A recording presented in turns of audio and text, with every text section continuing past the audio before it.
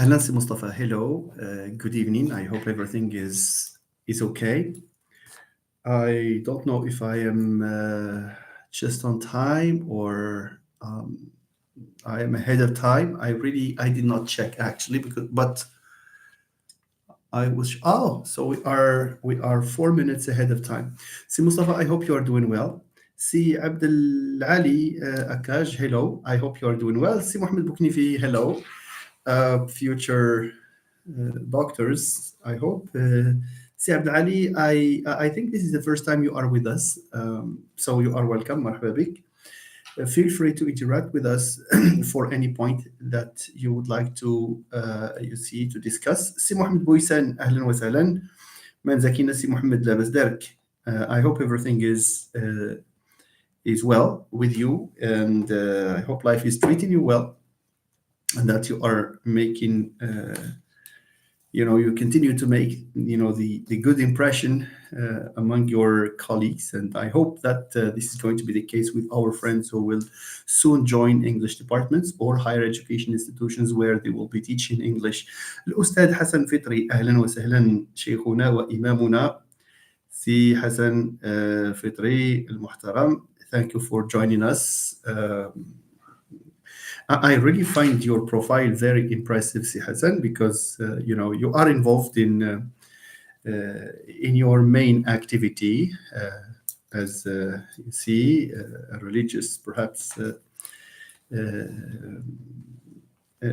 figure, but at the same time you are keen on learning more about other cultures and other languages, and the proof is that you are department, so you are a real source of pride. Si Mohammed Al-Zarq as well. Hello, my dear friend. I hope you are doing well. Glad to see you as well. Glad to have you with us here. Thank you very much for joining. You are faithful to the channel. We are now family members, in fact, here. Si Saeed Rafi, good evening. I hope you're doing well, Mr. Saeed. We have just had a chat, myself and Si Saeed, so it was a very good one. Thank you so much, Si Saeed, for your suggestion, your advice in regard to the thumbnail. Thank you. I find what you suggest very interesting. أستاذ نوال الخضر أهلا وسهلا. Good evening. I hope you are doing well. Thank you for joining. أستاذة Natalie as well. Good evening. I hope you're doing well. I hope you're doing well too, Natalie. Thank you for being faithful member, you, Nawal, and also Faiza. Usada Faiza, hello.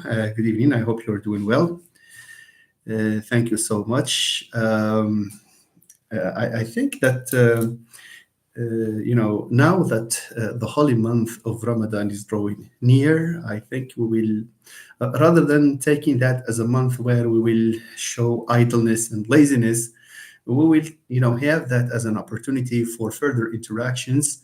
And perhaps there is an intention for a little bit of a varied content, but I will see to what extent you will accept that. So I would like to move a little bit away. So we will keep our discussion of research and issues related to research, but there will be, this other touch relating probably. I am intending to talk about the etymology of words, just to probably vary a little bit the contents. But anyway, that remains just one of the options. Nawal, I'm doing well. Thank you so much, Nawal. I hope you're progressing in your research as well as your classmates. Thank you so much. I think we need to wait a little for some time, because what I think I have here, I have jotted down a few points, because I'm afraid I will forget some. To talk about the questionnaire, because I have this firm belief over the course of my time as a supervisor and as a teacher of research methodology, I have this, impression that so many students adopt the questionnaire as a data collection instrument, but without, taking precautions of, in regard to its form, to its contents, to also to its administration and its analysis. And this is exactly what I have come to discuss with you today.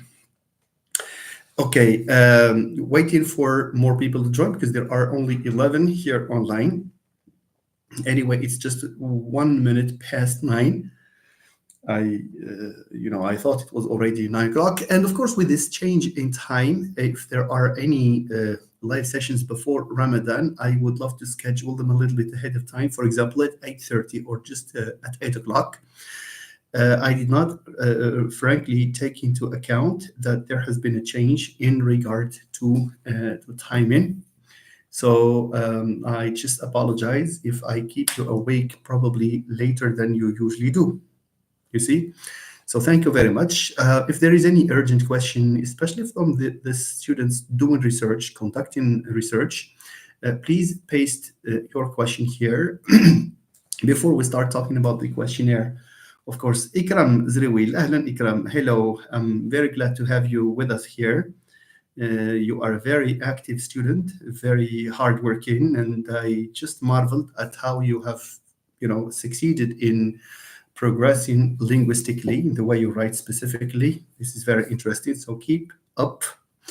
أستاذة سمياء أهلا وسهلا. Hello, I hope you're doing well. I hope everyone is doing well here. Votre niveau de batterie est faible. Oh, let me just branch this. Oops, now it's no longer a problem. Okay, thank you. Is there any question that you would like to ask before we start? We wait for more people to join, so that we may shrink this live today. But anyway, there are a few points I would like to make, and I would love to have more people here so that this knowledge about the questionnaire and its administration will disseminate to the majority of to the highest number of possible of people. I would like you, ladies and gentlemen, to share. I have not done it on my mobile. Would you kindly do it yourselves? Okay, let me do it. Let me take 1 minute. My apologies.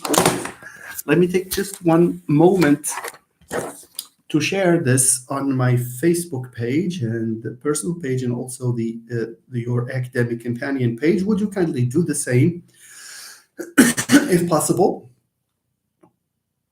Okay, and I would appreciate it if you could, share this with the people you think can benefit from this. By the way, if you also know people in other branches than English, because the questionnaire is not just for English studies; it's also for other social sciences, like people doing psychology, sociology, and maybe at the Arabic department, where people are also involved in the analysis of issues relating to the field of education, related to the field of teaching.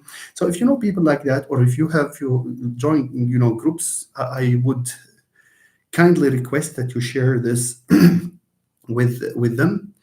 I'll take a little moment, please, to share this on my Facebook page, just for us to know, and then we will start. That's on WhatsApp, but on WhatsApp I have a very restricted list. But nevertheless, I will, from the few people I have there. Okay. News feed. Okay, so this is your academic companion. And probably in the groups, I think I have this opportunity to, okay, your groups.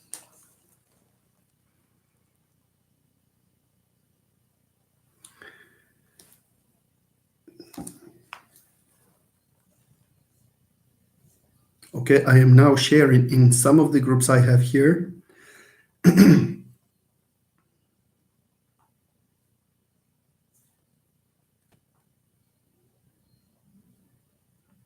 Perhaps.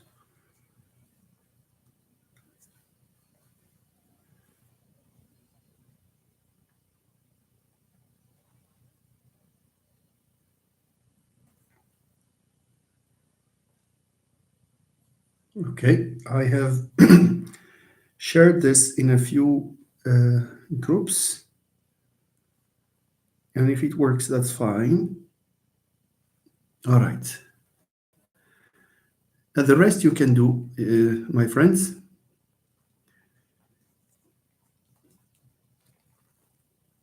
Okay.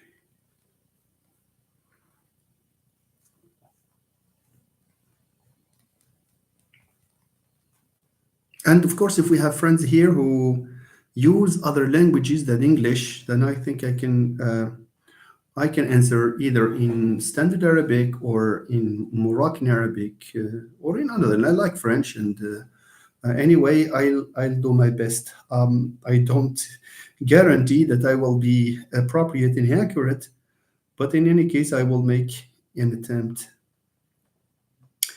Okay,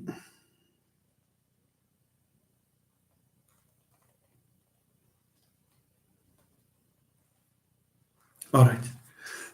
I think this is enough. Okay, we should not. I should not bother about sharing. Okay. Okay. Yusuf, hello, Professor. This is my first comment on the channel. I would like to thank you for your time. Thank you very much, Mr. Yusuf. You are welcome. And it's a pleasure to have new members every now and then. See Yusuf, and for that matter, the rest of our friends. If you have any question that you think I can answer, please paste it. If I don't manage to answer it, because there is no guarantee that I will answer all the questions, I will refer to my friends here. We have professors here, doctoral students. We have hardworking master students, hardworking undergrad students. Different people will contribute differently. Thank you, Mr. Yusuf. Mr. Karim Boulain. Hello, Professor. I hope you're doing well. Can you guide us through the process of writing a research proposal, especially the part where we have to tackle the literature review? Thank you very much. Yes, let me start with that. Sada Khadija Belghazi, hello. I hope you're doing well too. Thank you very much for joining. Mr. Karim Boulain, let me answer your question directly. For the review of the literature in a research proposal, what is the aim of writing a review of literature? Twofold aim. The aim is a twofold entity. There are two major, objectives behind or reasons why we need to include a review of literature in a research proposal. For the students who don't know what a research proposal is, because we don't have only masters and doctoral students, but we also have some undergraduate students here. The research proposal refers to a mini, it means small scale, a road map for a thesis or for a research paper that you will produce later. One of the reasons why we need to write a research proposal, is that number one, we need to know about the general ideas that need to be included in the review of literature. Sometimes if this will tell you if you have chosen a good topic or not. By good topic, a topic which is researchable, a topic where which people have treated before you. And when you refer to the theses or to the research papers, to the studies that have been produced or that were produced before you started thinking about this topic here, your own topic. When you do this, when you refer to previous work, this means that you have a good rationale, a good ground for moving along. You see, but in any case, a student is not supposed to, start from scratch. In research, we never start from scratch. We always need to stand on the shoulders of the people who were before us, and therefore, consulting previous work is very important. Okay. Now, the difference between the review of literature in a research proposal and the review of literature in a main thesis or a main study is that in the review of literature, all that you need to do is to write a section where you talk, in as brief a manner as you can afford. You see, you talk about the main issues relating to your topic. You see. For example, if you talk about, let me just bring up a random example from the field of teaching. Okay, let's talk about the issue of motivation. You just imagine you intend to investigate, the idea that, for example, motivation can contribute or correlates or has a relation with the amount of time people spend on their studies. So motivation, amount of time, of course, this is an issue that has been widely investigated in the literature, in the field, among researchers who are interested in the field. And therefore, You, as a researcher, you are not starting from scratch. You are not starting from point zero. No, there is a groundwork for you, okay, a yardstick against which you lean, in an attempt to probably to add something to what has already been said. Therefore, in a piece of research on motivation and its relation with the grade that the student obtains, or I'm sorry, not the grade, well, it's possible, but we talked about the amount of time spent on studying. So motivation, amount of time spent on. Is there a positive correlation, negative, whatever? So that will depend on your data, etc. But since your question, my friend C. Karim, is on or relates to the review of literature in a proposal, are you going to talk about every single study that you can find that relates to the issue of motivation? That is going to be too much. That will be too much in your proposal. So the proposal needs to have only bullet points that can be written in some prose, maybe a few paragraphs that talk, for example, about the definition of motivation. In our case here, you define motivation. Probably you cast a cursory glance at the history of motivation. For example, research on motivation started in the late 50s with Gardner, Lambert, and then we have this process-oriented approach, and then you have the L2 motivational self-system. So you can maybe refer briefly to the different theories, but only briefly. Just show, just make sure that you review these very briefly, because you don't have time. Usually a research proposal, is produced in a few weeks. It all depends. Sometimes in a few days. Sometimes our professor, for example, say next week or the week after, you bring me your proposal. What does the professor want here? The professor just wants to see if you know what. So that's the second purpose. What you are investigating or not. So one of the advantages of a research proposal is that it helps you, it reassures you that you know where you stand. An area as vast as motivation can be tackled from a number of perspectives. And without a research proposal, you will be, taking this issue this week, you will give up on it, and then you take another issue next week, etc. No, but when you have a research proposal, it's like you are tracing a roadmap, so to speak, for your thesis. Okay, good. So a review of literature, and for that matter, any other component in a research proposal, needs to be to the point, direct, and you see, necessarily selective because the amount of detail you have in your proposal is not the same amount of detail you have in your research, in your actual thesis that you will produce, or your research paper. In your research paper, because you have time, because this is something that you will submit to the administration, that's something you will submit later on to a jury. For example, if it's a research paper at the level of the BA, then one of the reasons why you need to take it seriously is that you might want to apply for a master's program later on, and one of the key documents that you need to submit there is your thesis. Okay, so bottom line, the review of literature in a proposal has to include only the necessary elements that you may have in a review of literature, the necessary points to make sure that you have enough ground for your study. Okay, that's one thing. The other thing, the other advantage of having a research proposal, and more specifically a review section there, is that your supervisor will be equally reassured that you will not have any problem, finding the basic, at least the basic references that you will have to to tackle later on.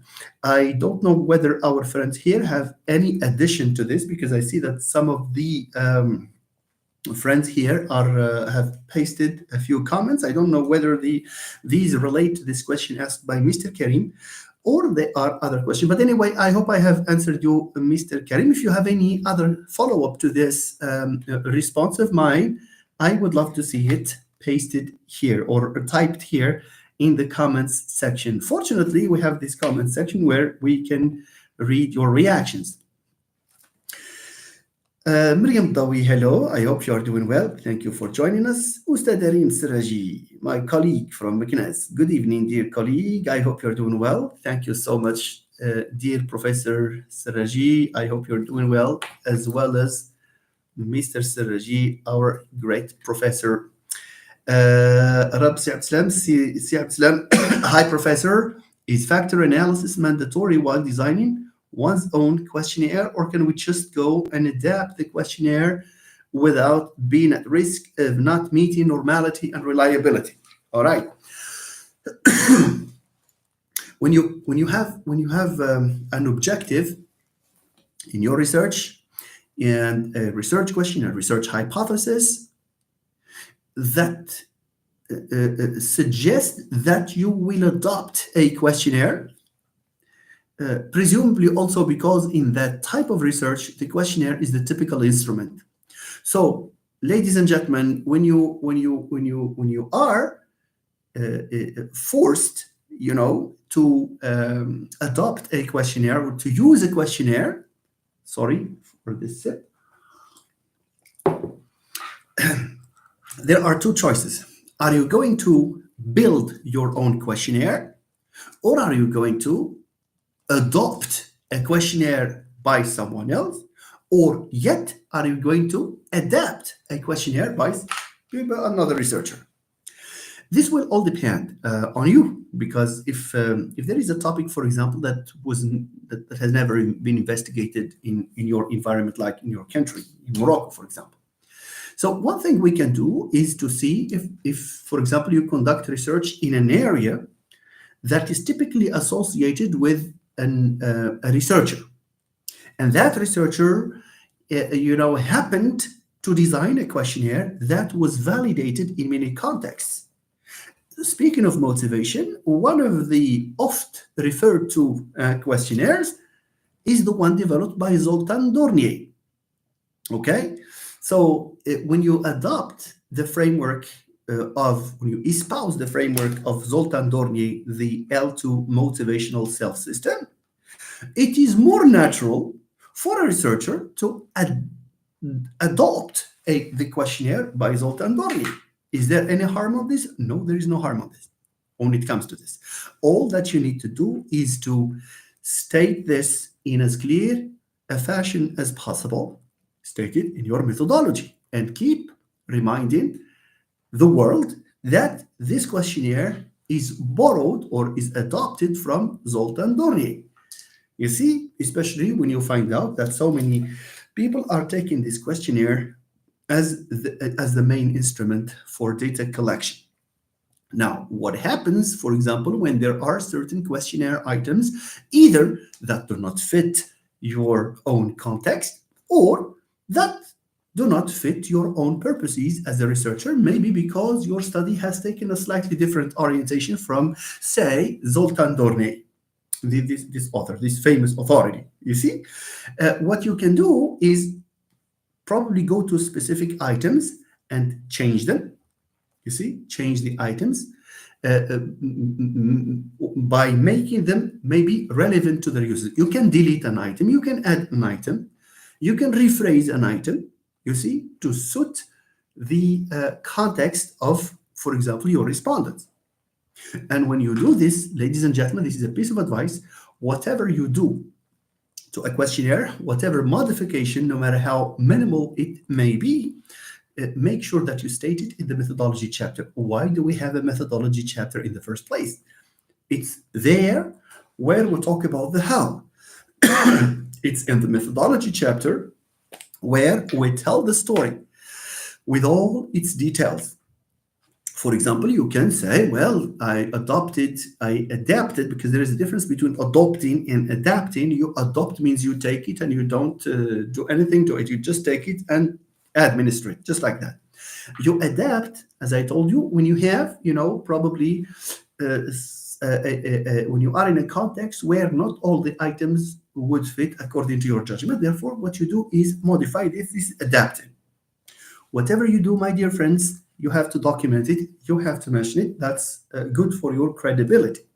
You see, say, for example, I adapted so and so's questionnaire. And by the way, it can be a questionnaire, it can be any other instrument. Whatever you adopt, you have to mention it. If you introduce changes to this instrument, you have to mention them.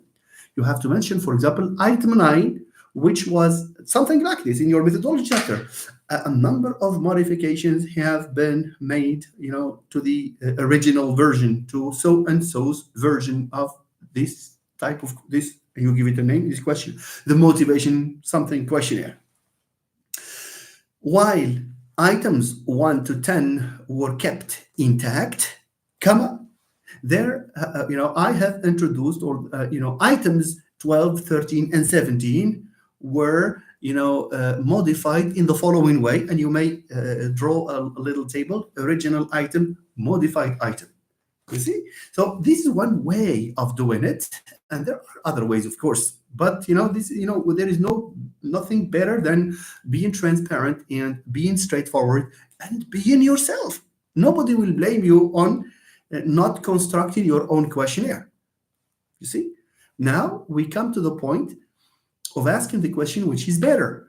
Which is better, ladies and gentlemen? Is it because I am a researcher, for example, I have to develop my own questionnaire?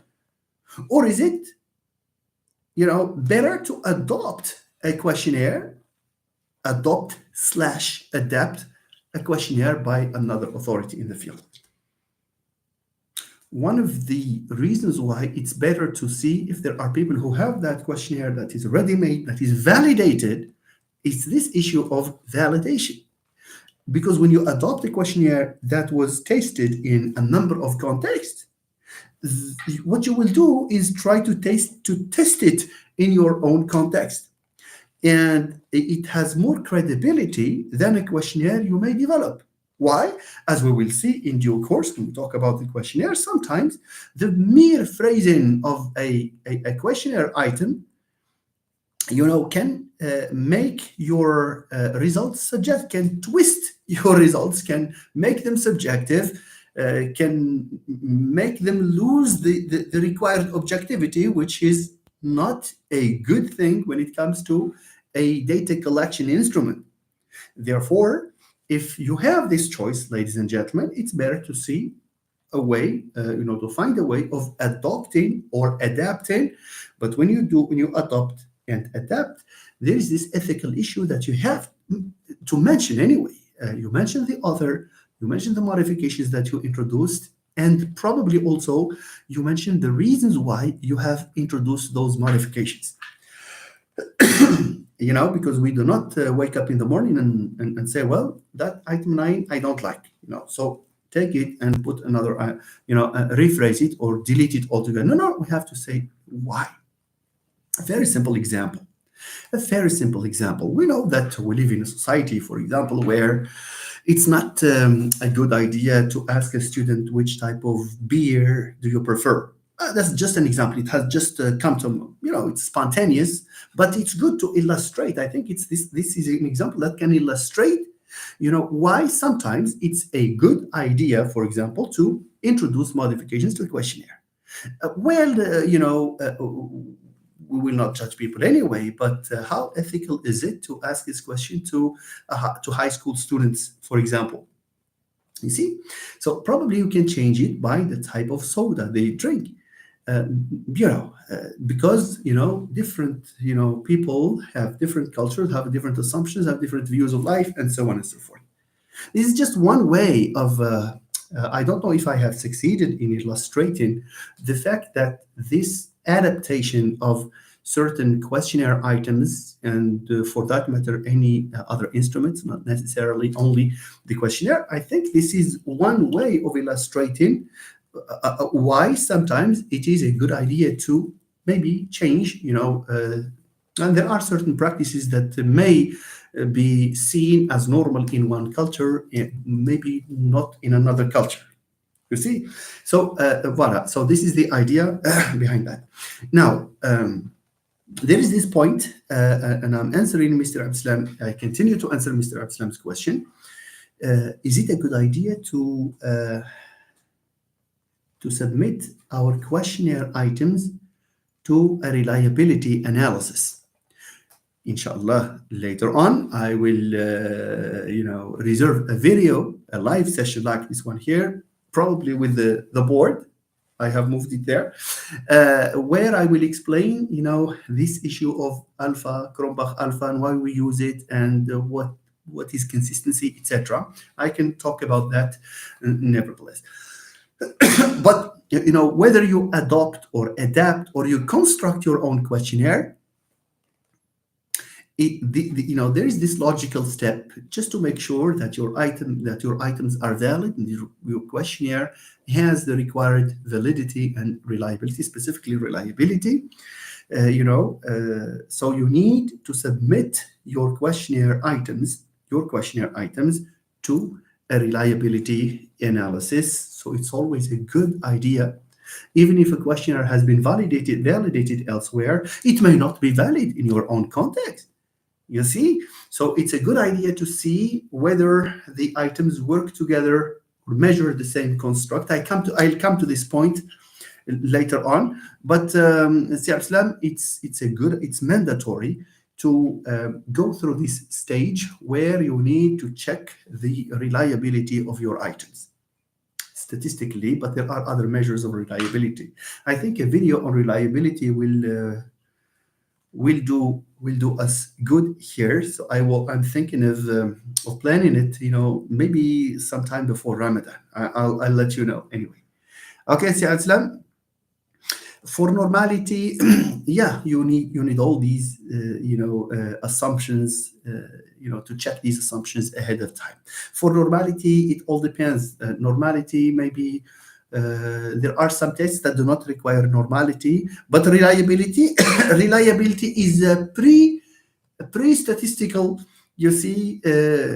stage. Okay, but for normality, it's an assumption when you decide on certain statistical techniques. For example, the independent samples t-test requires that your data be normally distributed.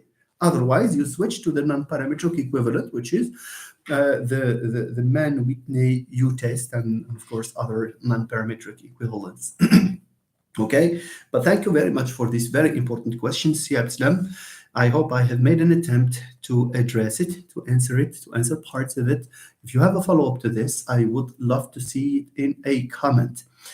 Thank you so much. Khadija Bilghazi says, please, sir, can you explain for us syntax trees only to remember, and thank you.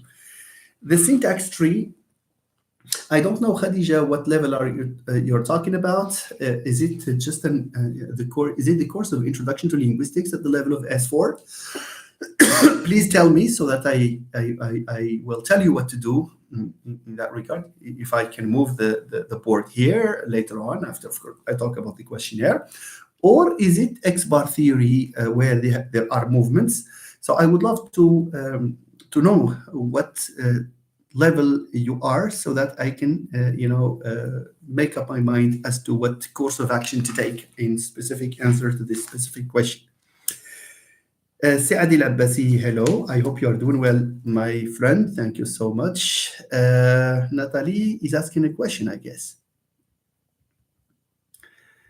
Natalie, could you please explain the difference between a research proposal for MA and for PhD? Okay. Natalie, there is hardly any difference. The only difference is that for a doctoral proposal, you spend more time and therefore sections are somehow more elaborate. For the master's, the purpose of writing a research proposal is just to make sure that you and your supervisor are clear on the way to go in terms of the data collection, in terms of the formulation of your objectives, the data collection instruments, the sample size, and of course, an idea in regard to the theoretical framework, etc. But for the doctorate, no. This is a very important question, Natalie. Let me repeat this. Natalie is asking a question as to what difference there is between a research proposal submitted at the level of the master's program and a research proposal submitted at the level of the doctoral research program. Now, for the master, I said they differ in purpose, number one, and they may differ in scope. In terms of purpose, I write, our students write a proposal just for the teacher to make sure that the student has understood the issue and that there is a roadmap to follow. Okay, it's a very good first step because that constrains, the space for your effort. Because when you write a research proposal on which both you and your supervisor agree, you have a very good opportunity to exclude certain material. You will not take the trouble to read this and that because they do not immediately fall within your own research. Okay, and it makes you more focused. That's the thing. For the doctorate, no. For the doctorate, the purpose of writing a research proposal is to submit it and to convince the jury that you can be a very good doctorate, candidate, doctoral student. This is the difference. Usually at the level of the master, it's not until you are assigned a supervisor that you start working on your research proposal. But in the doctorate, no. Usually I say, unless probably you discuss the matter over with the professor, who has given the promise, of being your potential supervisor, maybe because he knows that you are hardworking, he or she knows that you are hardworking, and so on and so forth. Sometimes there are students who get in touch with supervisors and they discuss with them the proposal ahead of time. But whatever the case, there will be a jury. You will go through this interview where a number of professors will ask you, not necessarily your supervisor. You will be asked questions on objective criteria, why this, why that. They will check also your knowledge. Well, when I say check knowledge, because there are some proposals where the candidate comes and does not know what he or she is talking about. Just like that, You can ask, by the way, this is a very, let me say, I dare say, golden piece of advice. Never ever submit your proposal, even if you have worked on it. We assume that people, out of good faith, that people do the work the way it should be done. But you need to be vigilant. For example, if there is an area of research and you cannot name a single study, a single author on the day of the interview, it means that you did not give it enough time and enough effort. You did not take enough time to produce that proposal. And that's what is really, really problematic. So that's the difference. The difference is that a research proposal submitted for the purposes of becoming a doctor, for joining the doctorate program, it's more challenging because the purpose is not to show the roadmap. No, it's a priori, not a posteriori.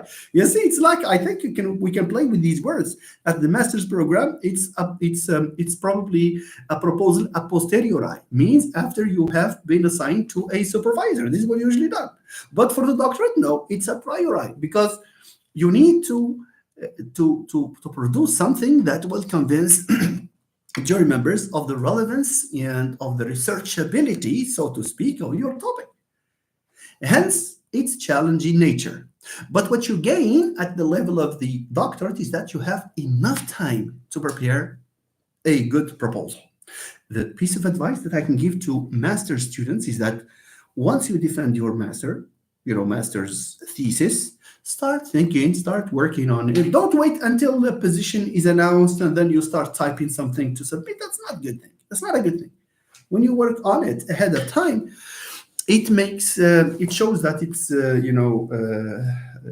it becomes convincing, because people can tell anyway. I can tell whether a piece of writing has been done the quick way, has been produced the quick way, or the writer has taken enough time to produce it.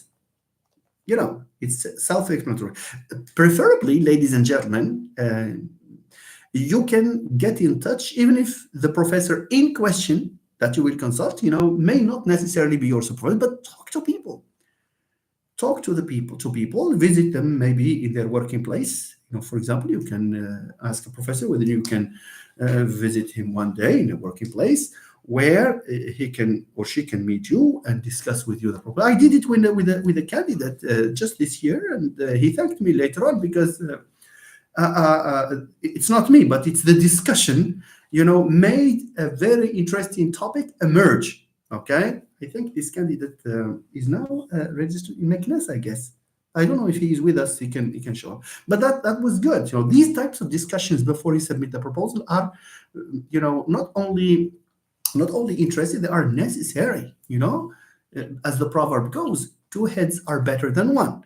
So why don't you discuss it with three or four or five heads? Okay, so you will be, you will have an idea of what to include in your proposal and how to make it attractive, starting from the title, starting from the way you type your name. There are a lot of things that come into play. You have to be very careful. I'm not saying that it's a monster, but this is something they can do very easily. Just take it seriously and ask people to read it for you, to make suggestions. Suggestions can be at the level of little things like punctuation, like capitalization, because everything counts. Anyway, a jury member who sees, for example, a proposal where you write your first name in small letter, in family name in small letter, for example, or when you have a font size of this type on this page, and it shows that you are not a good doctor. You cannot make a good doctoral student because nobody would like to start with someone to start, supervising a thesis in which whose author has problems of this type.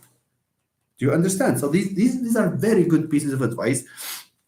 I assume that will that will prevent you from a lot of trouble, and that will help your proposal, for example, to be accepted, to be appreciated. Some proposals are just like are so neatly written that you might think that it's a microcosmic representation of a thesis.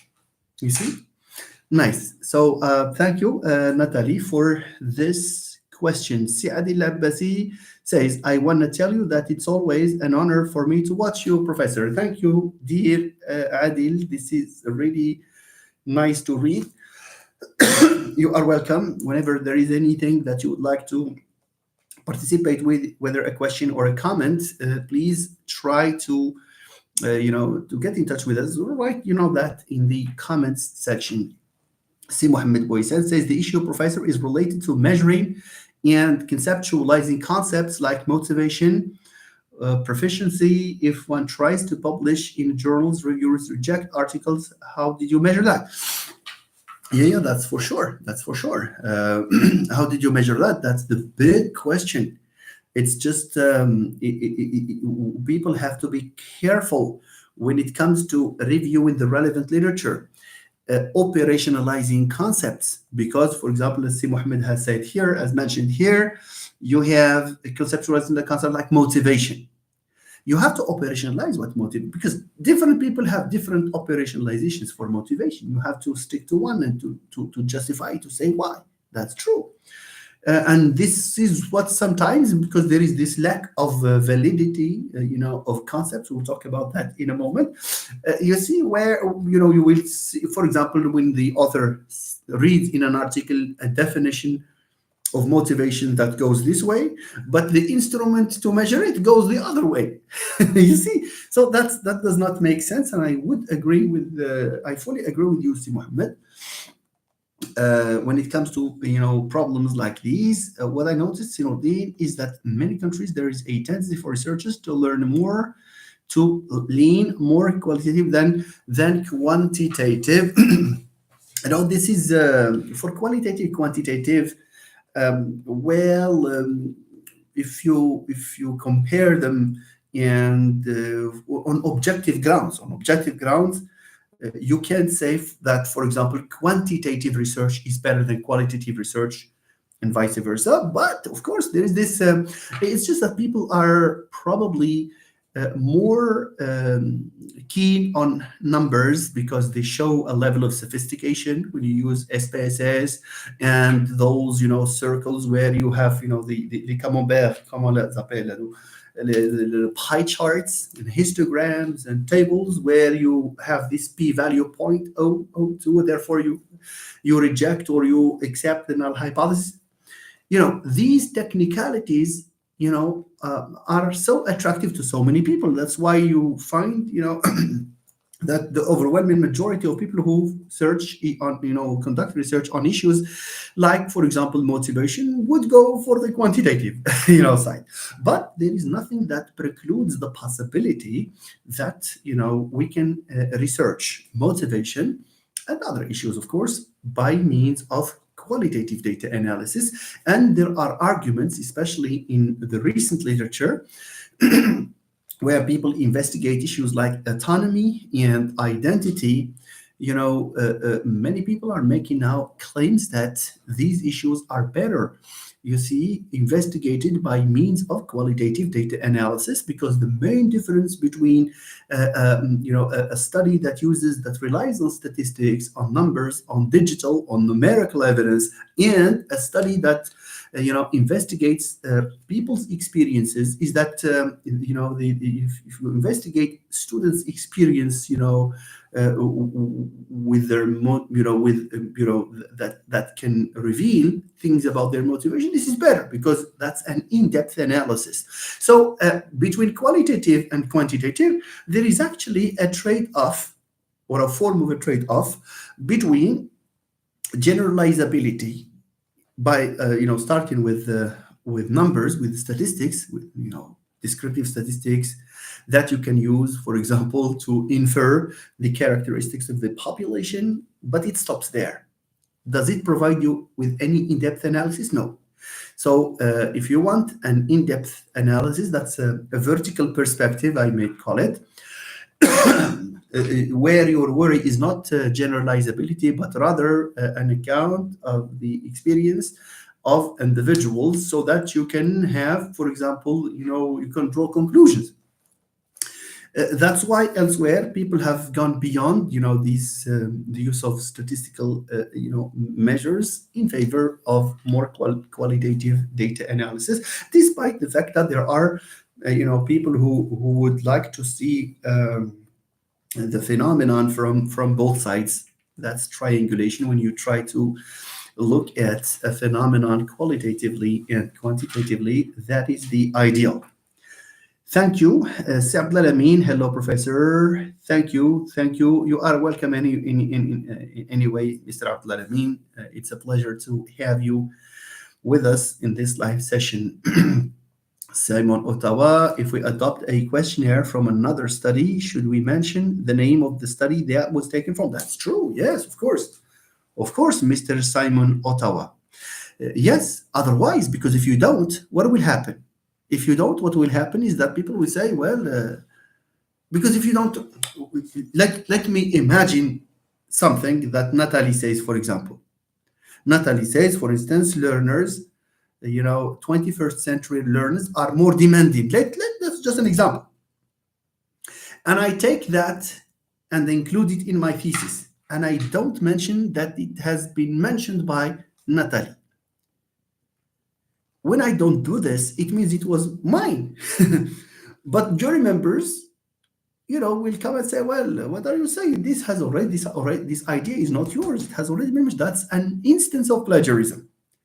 So we have to be very careful, please. Yes, it's a good idea. It's not a good idea. It's mandatory to mention the source, especially the person. For example, Dornier 2009. For Dornier 2009, and then you can say this was adopted. Look at this. This was the questionnaire was originally developed by Zoltan Dornier in 2009, and it was tested in a number of contexts, like so and so 2014, so and so 2019. That gives more credibility to what you are saying. You see, doing it this way is one way of validating that instrument further, of showing that, of course, whose questionnaire to adopt. It's not just any questionnaire. It was developed and validated by so and so, and it was tested tested in this country, in that country, in that country, and now you are adopting it in your own context. That's the best way of doing things. Okay, Sikarib says, in this case, if we adopt questionnaire, is we just replicating the study? No, no, no. Even if you want to replicate, there is no problem. What is replication? What is replication, ladies and gentlemen?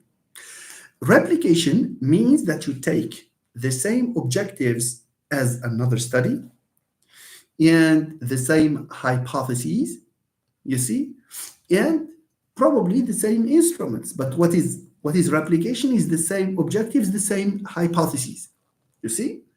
And if you adopt the same instrument, it means what will change is just the context. And there is no harm in doing that. Just call it a replication study. Okay? Nice. But you can adopt a questionnaire without necessarily looking for ways of replicating. You may have your own hypotheses. For example, if you have a study that has only two hypotheses, and in your doctorate, you have, apart from these two, you have a third and a fourth. Does this mean that you are replicating? No, it does not mean that you are replicating this. Okay?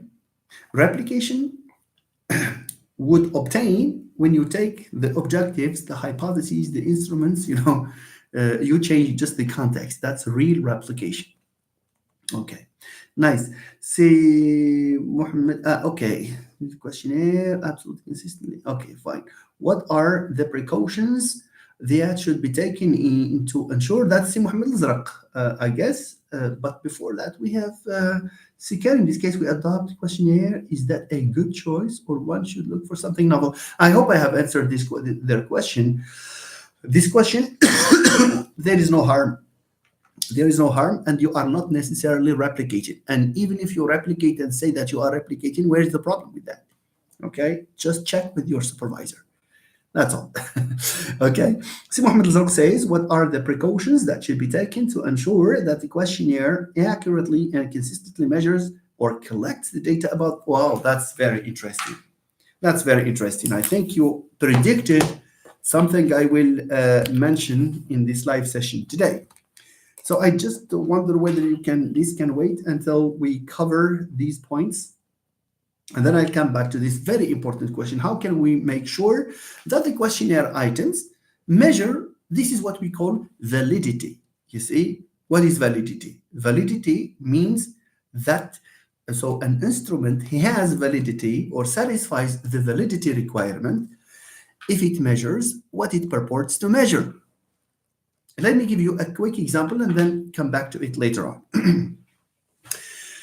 Now, just imagine, my friends, just imagine that I investigate, that I set off in a study to investigate, for example, people's attitude towards, I don't know, towards,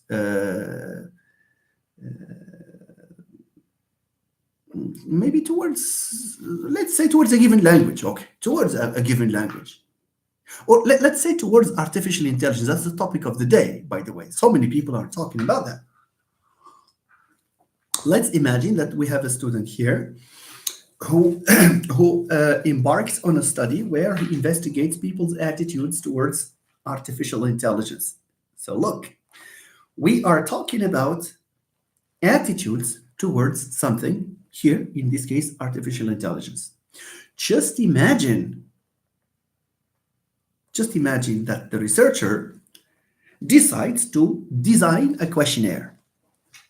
And let's imagine that we have 5 questions, for example. You see, I have my attitude, item 1, my attitude towards artificial intelligence is positive. Okay? Number 2, my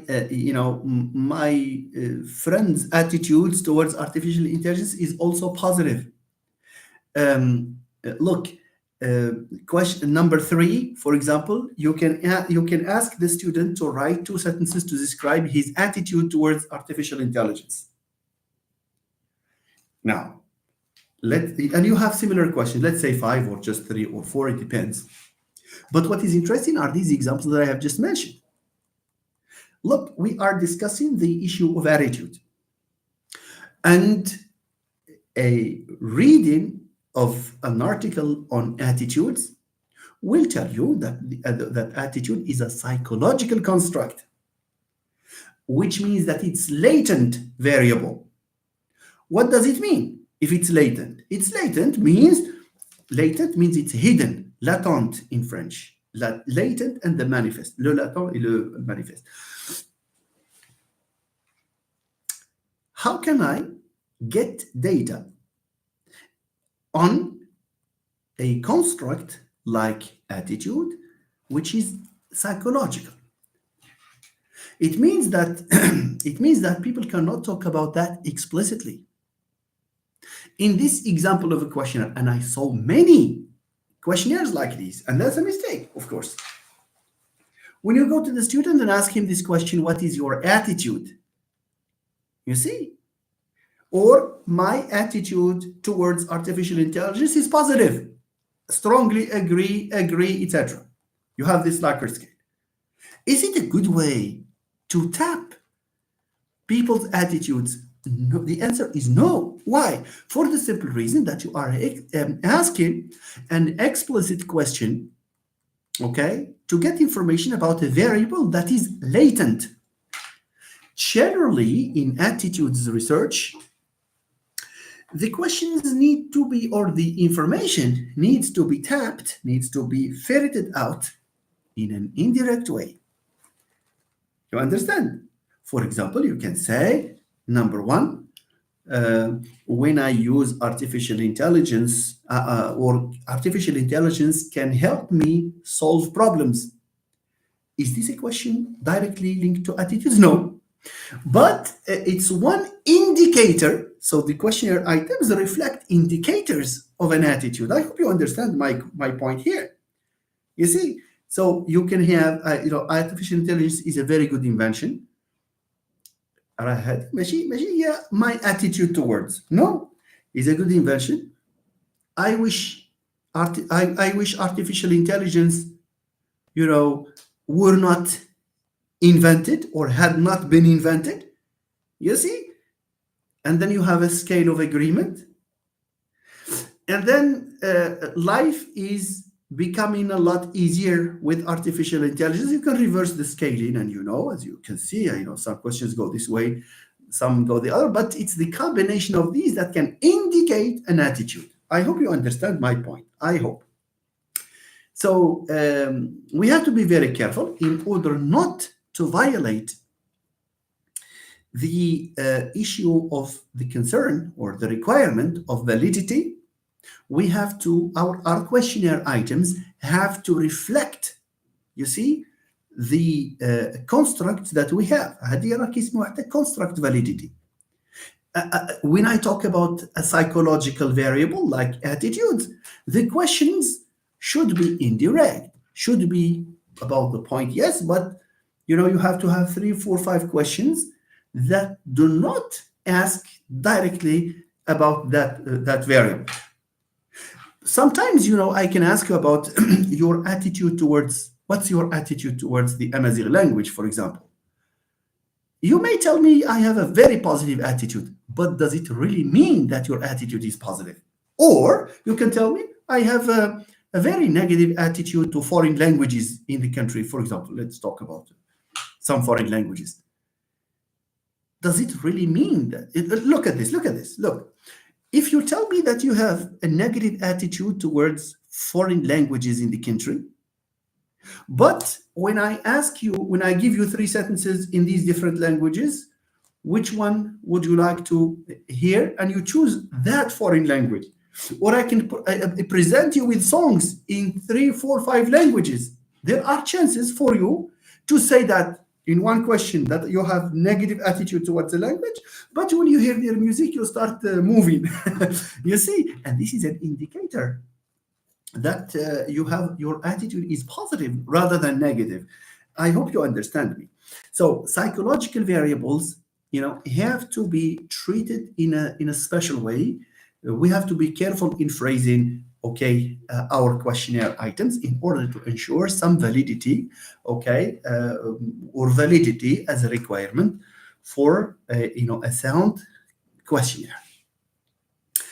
Please, if there are questions relating to this specific point, I would love to hear them. Okay, nice. Okay, see Mohammed Zarq, I hope it's fine. Thank you, sir. We should. I think I missed some. Thank you, sir. Very interesting, Natalie says. But I think we have other. Okay, so there is a wealth, of comments here. I think we stopped at Silzraq. Silzraq. Yes, Mohammed Boisan. Okay. Relating to adapting well-validated questionnaires, if I can see any further, it is because I stood on the shoulders of giants. That's true. That's true. It's one. This I think this sums it up all. You can't call into question the validity of someone who is established in the field. So as a student, as a researcher, as a scholar, taking that, as a validated instrument, even if you validate it by means of Cronbach alpha locally, when you do this just to see whether it works for your data, your own data, okay? It means that this is an achievement. But mention those authors, okay? Nice. See, Rabsi is thanking me a bunch. Thank you very much. Nuhaila Il-Hussein. Hello there, Professor. Hello, Nuhaila. Thank you for joining us. You are welcome. Miss Sarah Al-Allali. Hello, sir. In a pre-post study, should we use the same questionnaire for both the pre and post intervention phases, or should they be different? Is it the same for the interview? This will depend, Sarah. By the way, thank you very much for being with us, for joining. Sarah is working. She was a former student, and she is now working on. Maybe she's at the final stages, probably, of her doctoral thesis. I wish you all the best, Sarah, and I wish all the best to our friends who are, working on their theses, whether at the master's program or anywhere, any level. Wish you all the success. You are here only because you have this interest in the world of academia, so you can't be unsuccessful. Okay. Now, Sarah, it all depends on the questionnaire pre-post study. Is it a questionnaire that taps their attitudes, their opinions, their perceptions? And then you have then you have a pre and post study where you have instruction of something else. In that case, it's if the period is separated, I think you can adopt the same questionnaire. You can adopt the same questionnaire without any problem. In fact, when you have the same questionnaire, it means because the same wording. Sometimes you have two versions of a questionnaire. What is the guarantee that the information is equally precise on both versions? Sometimes you change just one single word, and then you will, twist your findings, somewhere. So I am for the idea of keeping the questionnaire, as it is, so that you will control that variable of the four. All right. Okay, Sarah. Thank you for joining us.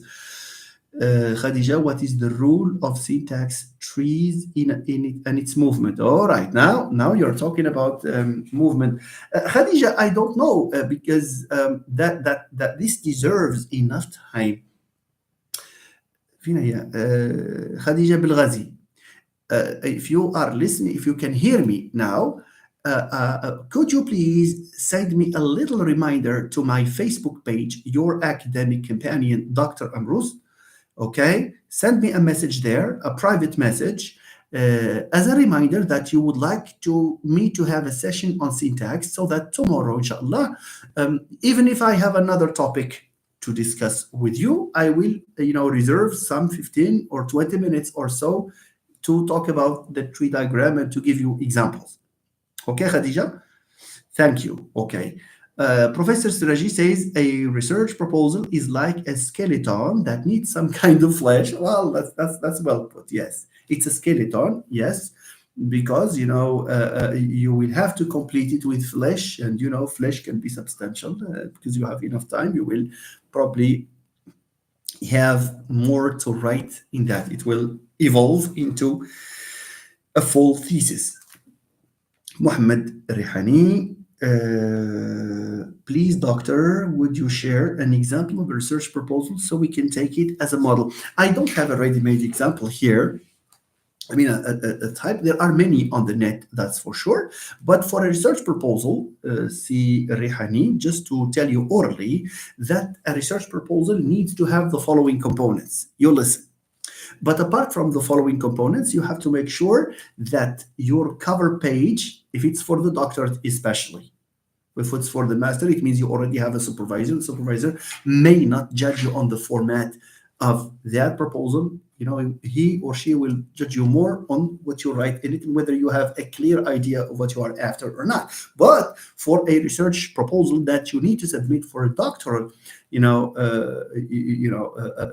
as a possible potential doctoral student, then you have to be careful even when it comes to the front page. In fact, I would suggest, I'm exaggerating a little bit, but whether we like it or not, that face is of paramount importance. The way you place the title, the way you write it, you can include the logo of the institution.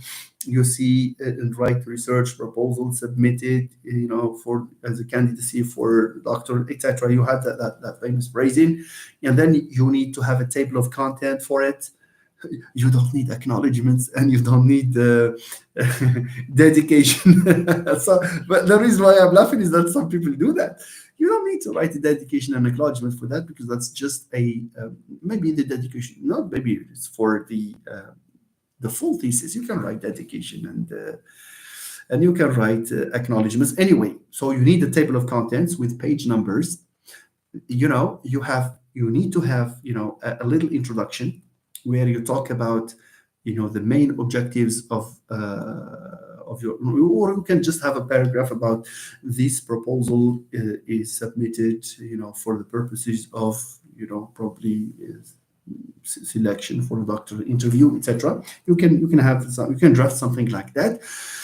Then it has to have point one, objectives. ضروري. Your objectives of the study. What are you intending to do? That's number one. Number two, rationale. Rationale avec E à la fin, with an E in the end. That rationale means why you want to invest. So what is the objective? Point one, objectives. Point two, rationale. Or you can lump the two in one single section, and you can call it objectives and rationale. So when you write a proposal, you don't just say what. You need also to say why. You need to say why.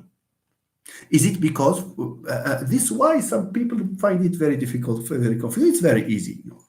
One, why should I conduct research, for example, on the acquisition of vocabulary? Let me give you some rationales, some possible examples of a rationale. Number one, despite the fact that students are exposed to, big amounts of input in English, their vocabulary size remains reduced, remains limited, despite also the fact that we are exposed to social media. Or you can say, compared to English department students a long time ago, current students have more access to dictionaries, online and offline, have more access to artificial intelligence. They have more access to readings. Despite this state of affairs, however,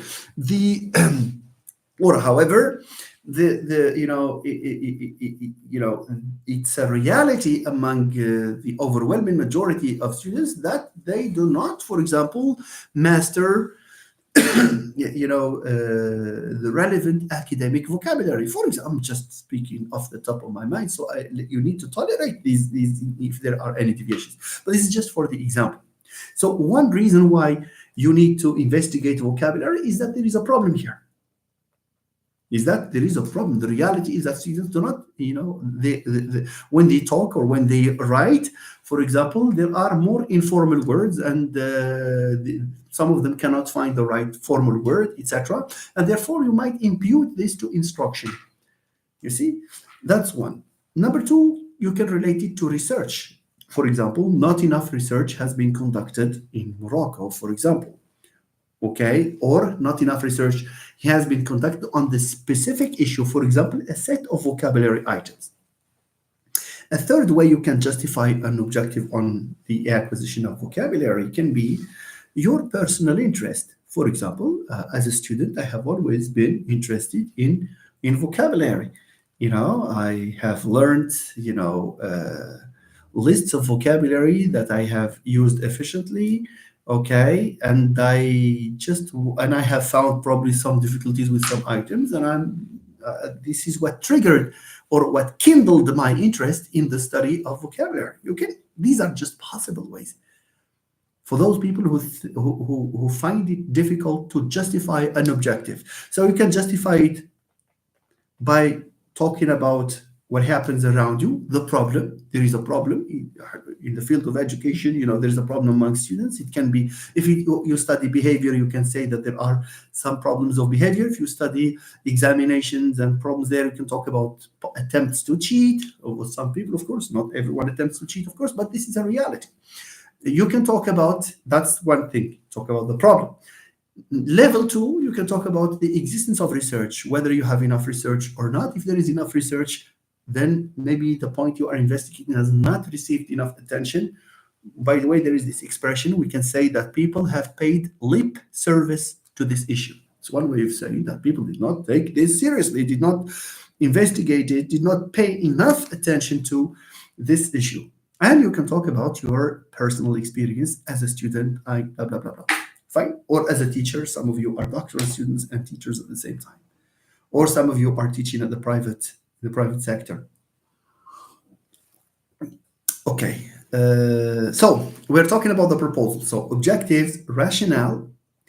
Then you need a section, a small one, on the review of the literature. Do not write pages, long pages on the literature. No. Write what you think is enough to make people understand that the basic issues that you discuss, that you are after. That's all. Then after, you probably need to say something about the methodology. How do you intend to analyze? So if you are if you are in the field of applied linguistics in education, then you need to detail the methodology for data collection and analysis. And if you study theoretical linguistics, then you have to talk about your data. Does data come from your introspection because you are a native speaker? It's fine. Or will data come from recording people or listening to family members talking? No, you have to make it clear, to make your data collection, the nature of your data and how you get it, you have to make it clear. That's the methodology chapter. If you are in literature, for example, then you can talk about the approach, that you will follow in the course of analyzing or as an analysis method. For example, if you have a novel X, for example, let's say Daniel Defoe, Robinson Crusoe, for example, that's the one I'm most familiar with. Anyway. And then you probably decide to analyze maybe the colonial discourse inherent in this novel. So probably what you can do is maybe take a post-colonial approach to the study of a novel like this one here, or at least a critical discourse analysis approach where you can, draw conclusions about the ideological underpinning of the use of some words or use of some characters, or but you can also take, anyway, in the methodology, you need to describe the approach you are taking, whatever the nature of your research is, whether you are in theoretical linguistics, applied linguistics, cultural studies, literature, whatever. So you need to make a statement about your data and how you will proceed with the analysis. And then the last thing is expected results. Not results because you have not collected any data, but what results are you expecting? Just, you may not, if you talk about certain results, It does not mean that you will have to reach them later on in the thesis, but just talk about the expected results based on what? Based on the findings of the people whose work you have read before, or based on common sense, or you see. So these are the basic components of a research proposal. Don't forget, ladies and gentlemen, I have to tell you loud and clear. Ladies and gentlemen, I have to tell you loud and clear that a research proposal without a list of the references consulted and a list of the references to be consulted, you see, you can even write something like references consulted, and then like in another section, references to be consulted. This way, you will be credible. You will, you can tell the jury members that you have read these, and I have a reading list that is tentative. It doesn't mean that it's the final, including this book, this article. I have not read them, and I intend to continue reading them before I embark on the main study. Okay, so this is it for the research proposal. Yeah, see, Mohammed, I think it's better than a model that I can give you. Natalie, very interesting advice. Thank you. Yasin has retracted the message. Simon Ottawa. Okay, thanks, sir. We should cite the name. Yes. Obviously, yeah, that's true. Yes. See, Mohammed, will you please discuss the fundamentality of intersectionality in scholarly research? I believe human life is complex and therefore calls for intersectional research. That's absolutely right. This is the reason why that most recent research is interdisciplinary in nature, so that you can have an educational research maybe borrowing from the field of psychology, sociology. In linguistics, you have probably psychology and linguistics, and you have even the components of linguistics. A syntactic component is informed by pragmatic component, and so forth. Yeah, there's this because we are the human mind is by nature complex, and the reality is always complex. You cannot what's the word? You cannot extricate it from the other factors. So in vitro research may not yield appropriate results. So the best way probably is to study a phenomenon in its own context and try to account for the different influences that this phenomenon undergoes. Okay. Good. The stability is just for reasons of academic research, but we can still, take, this approach, which stands to reason more, because it does not mean anything to study a given phenomenon in isolation. After all, a phenomenon needs other phenomena to operate with. So it's an ecosystem, in other words. Simon Ottawa, in this example of the questionnaire that you mentioned right now about attitude, is it possible to put a question? How do you feel when you interact? Yes, yeah. How do you feel when you interact with AI? It's not like asking, you see, the question, what is your attitude? Because if you ask me this question, how do you feel? I can describe my feelings. Feelings can be described without any problems whatsoever. But attitudes, no. Because the respondent may have an attitude, but he does not necessarily know that his attitude is positive or negative. So yes, you can ask that question, of course, and similar questions, of course. See, Mohammed, how can we account for those psychological states that constantly change? For example, one might experience varied and different states of mind in one single day, which might affect the data. Yes. But for example, see, Mohammed, you are saying something very important here. By the way, thank you for your generous contribution. I think you have taken over Mr. Morshid's place. I guess I sense that Si Morshid is on his way somewhere. I sense that. He can, you can confirm or disconfirm. I sense that he has paid a visit somewhere to get it. I think, I don't know. Okay, never mind. How can we account for the psychological states? Of course, stability in a human being is just a myth. We are never stable. We are in constant movement, in constant interaction with our environment. So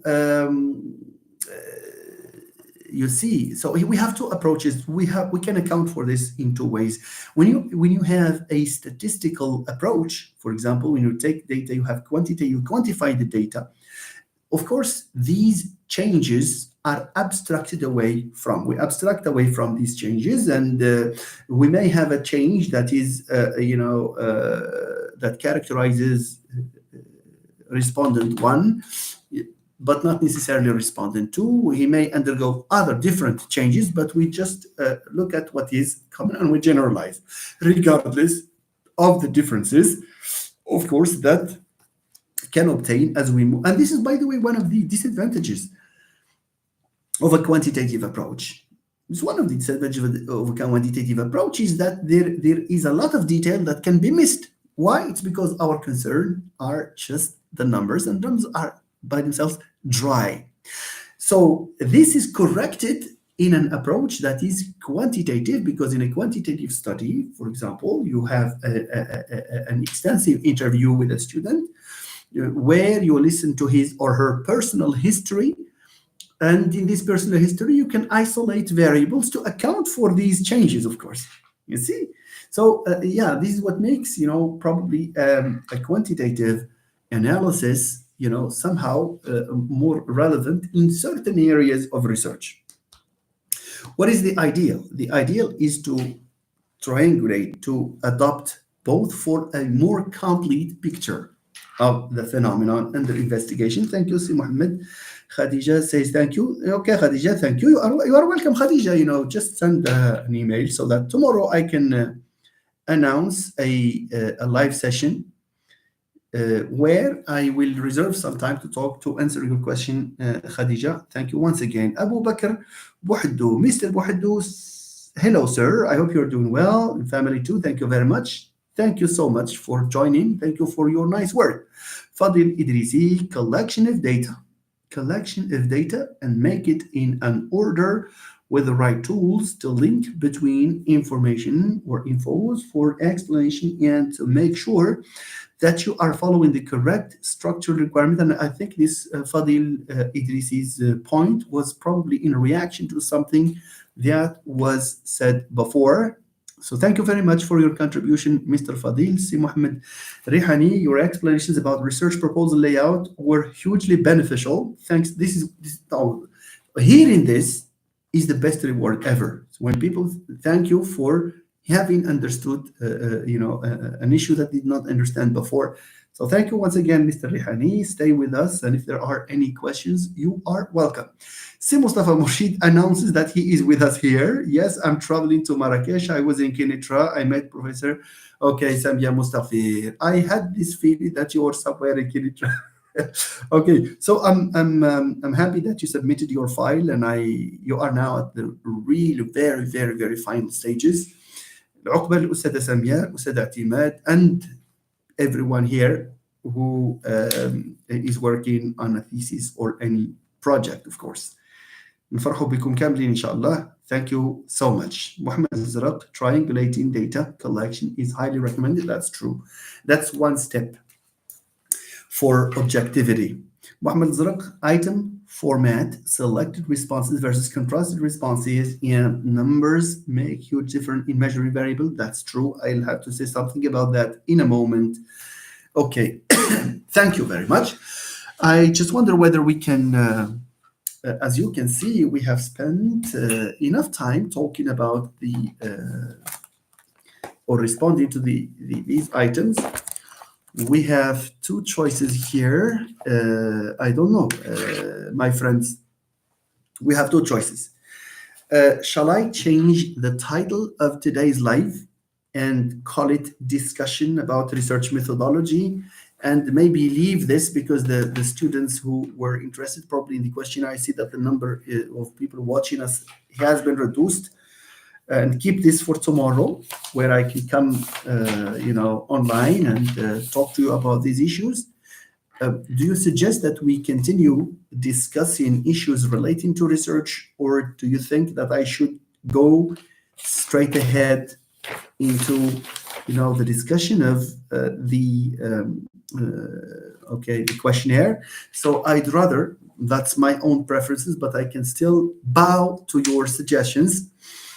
My suggestion, now that almost 1 hour and a half, has elapsed, I suggest that we continue discussing issues. I will certainly change the title of today's session. And then tomorrow I will go directly, to probably the discussion of the questionnaire, inshallah. So do you agree? Okay, Natalie says, yes, we can continue the discussion. So let's continue the discussion. If there are things that you have in mind that you would like to tell us, or suggestion or a question, then all that you need to do is probably, write it. Ikram says yes. Why are you saying yes, Ikram? By the way, it's good that you are still with us here. Thank you very much. It's really nice. It's a good sign that my assumptions about you, are right. Okay, so it shows that you are very hardworking, that you are keen on knowing more about research and about the world of academia. Ladies and gentlemen, if you have not hit the like button yet, please do so as soon as possible. Yes, Ikram, you can ask questions. Ikram, anyone here, تفضلوا اللي عنده شي سؤال يسول. I will respond. We can still afford some time. Okay, so hit the like button, share and subscribe if you have not. Please, if you have not subscribed, please do so at your earliest convenience. It takes just a little, click on the button so that you can be a subscriber to the channel. All right, please continue discussing research, please, Mr. Mustafa. Thank you. So I will, because Ikram, Mustafa, and Natalie, and also Si Muhammad, Buisan, you are pushing towards, the continuing the discussion, which is very interesting. Okay, Natalie, how can we establish reliability and validity with other instruments? With other instruments, I don't know. You mean, are you talking about, for example, the interview? And for validity, every single instrument has to achieve validity. I repeat, whatever instrument you use, it has to meet the criterion of validity. I repeat, whatever data collection instrument you use, it has to meet the criterion of validity. What is validity?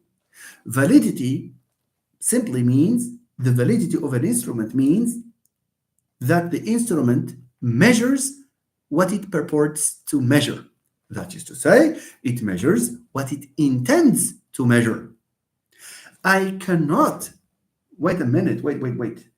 Let me, okay, this is nice. يلا نديروا شوية ديال illustrations, okay? Is this a pen? Yes, it is. Fine. Oh. Is this a pen? Yes, it is. You see? If my objective is this, and my questionnaire or my grammaticality judgment or whatever is this, am I doing the same thing? No. So what I should have is probably something like this. They are not very similar, but at least it's better than this match here. Do you understand me or no? I think you do. هذه هي الvalidity. Validity means what? Means you are investigating. I think Natalie is working on vocabulary, right? Or idiomatic expressions, I guess. Remind us, please. Okay. Now, just imagine you're talking about idiomatic expressions, I guess. if your objective is to investigate idiomatic expressions, okay, idiomatic expressions, باينة, idiomatic expressions, there is no mist around it, you see. But in your instrument, you are not, your items, some of your items are, illustrative of idiomatic expressions, but some other items are just about vocabulary. This is an excellent example of something you should never do, because this incurs a violation of validity. Why? Because my objective was to investigate students, for example, knowledge of idiomatic expressions. When you give them difficult words and you think that they are idiomatic expressions, no. You are in another area, maybe an area of difficult, maybe academic or difficult vocabulary. Are these the same? No. So here, in order for my instruments like the grammaticality judgment or the acceptability judgment to be valid, the items that I am putting there, the items, they can be questions, they can be sentences, they have to reflect my own objective, my main objective. I hope you understand. Another example, let me give you another example. Another example. Just imagine someone is interested in exploring or analyzing, analyzing the production, the production of idiomatic expressions. It's in my objectives. My objective is to investigate the production of idiomatic expressions among Moroccan EFL learners. You see? Production, I underline this. But in my instrument, I am asking them to choose which one is correct. This is a very good violation of validity. Why? Because my objective is one thing, and my instruments are about another thing. They are about perception, about knowledge, but not production. These are different. I hope you understand me here. Just to show that you understood. If you would like me to repeat, I can repeat. Voilà, I saw a heart there, moving up.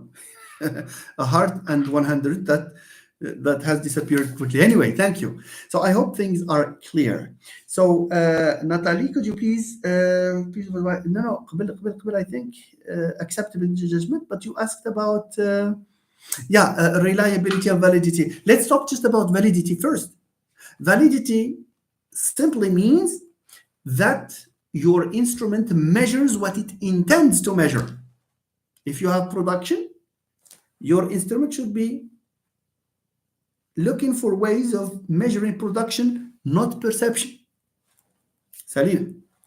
Okay, this is an example of validity. Validity, you may have different levels of validity. You may have construct validity, like the one that I talked about. Okay, and you may have theoretical validity. Theoretical validity, maybe you are using a term from generative linguistics, but the questions that you are asking, the examples that you are giving, maybe, or the terms that you are using in a questionnaire, maybe are from the functional school. هنا كاين problem ديال theoretical validity. You can also have what we call face validity. What is face validity?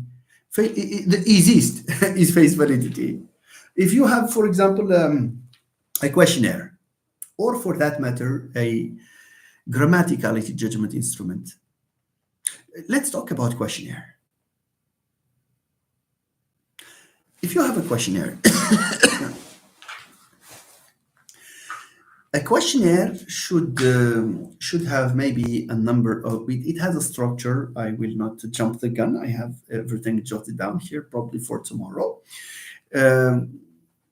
Well, a questionnaire should look like a questionnaire. It means there should be items, there should be multiple choice, and maybe open-ended questions, and you have other well-known questions there. But when your questionnaire, for example, is all open-ended questions, In every single question, you are asking students to produce a paragraph.